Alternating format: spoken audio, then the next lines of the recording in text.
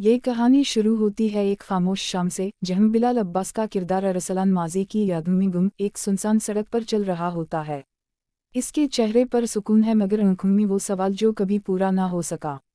उसी लम्हे कहानी में दाखिल होती है लाइबा खान का किरदार महानूर, जो एक मजबूत मगर टूटी हुई लड़की है जो वक्त से पहले समझदार हो चुकी है।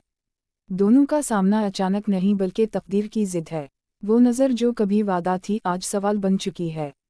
अरसलान की खामोशी और महानूर की खौददारी टकराकर एक ऐसी फिजा बनाती है जहां लफ्ज़ों से ज़्यादा खामोशी बोलती है।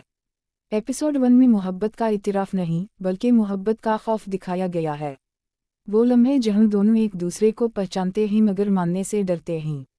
अरसलान का माजी उसे पीछे खींचता है और महानूर का हाल उसे आगे बढ़ने नहीं देता।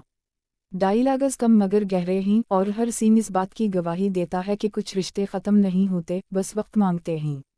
एपिसोड के आखिरी मंजर में अरसलान का एक जुमला, चलो फिर लौट जाते हैं, वहाँ जहाँ सब आसान था, पूरी कहानी का वज़न नाज़िर के दिल पर छोड़ देता है और यही लम्हा इस ड्रामे को आम कहानियों से अलग कर देता है।